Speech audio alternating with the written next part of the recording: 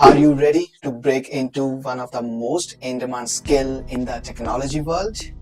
If you are watching this video, then chances are you are curious about DevOps and you already know where it applies.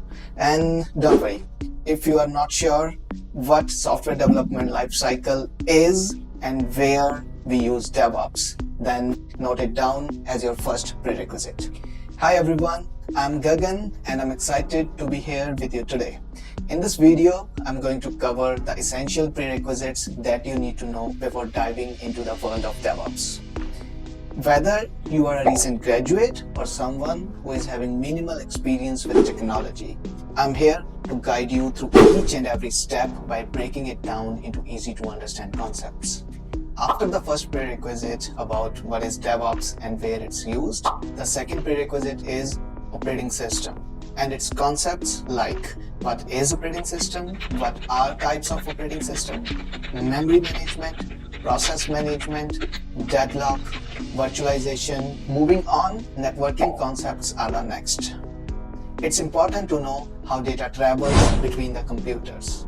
And here are some of the subtopics that you need to understand. TCP/IP model, OSI model, public and private networks, subnetting, CIDR, DNS and its record types, HTTP methods and its responses. Now let's take a look at programming languages. Don't worry, you don't need to become a programmer, but understanding programming and its concepts is really important.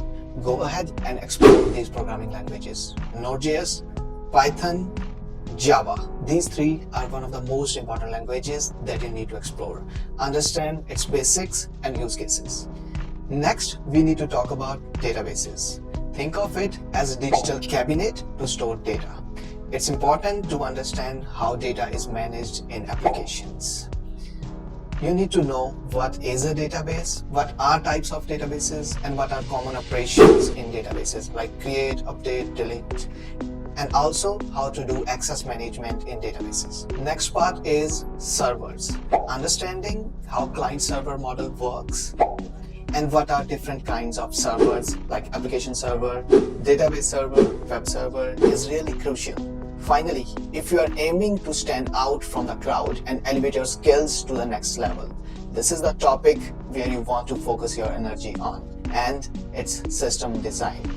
Understand basic architecture principles that involves important concepts like load balancing, high availability, fault tolerance, monolith and microservice architecture, caching mechanism, CDN, DB sharding, stateful and stateless, disaster recovery, and monitoring. Mastering these concepts will not only sharpen your problem-solving skills, but it will also empower you to design efficient and robust system that truly makes an impact. Now it's time to gain some practical knowledge.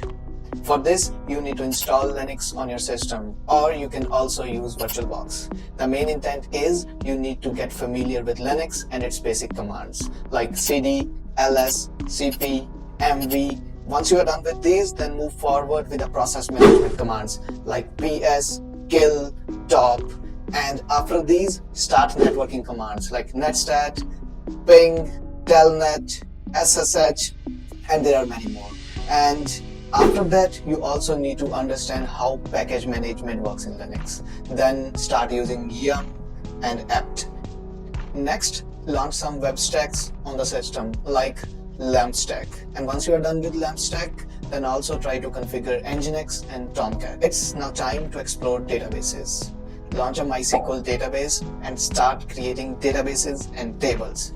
Do some more operations like create, update, delete tables, and play around with users and permissions. Now, finally, I would recommend you to do these two small exercises. Launch a sample Python Flask application and then a sample Node.js applications. But make sure these applications should use databases so you understand how the connection between database and application works. Once you are done with these prerequisites, congratulations! You are now ready to jump into the world of DevOps and SRE. In the next video, I'll cover in-depth roadmap towards DevOps and SRE. If you have any questions, feel free to drop in comments. Thank you. Thanks so much for watching.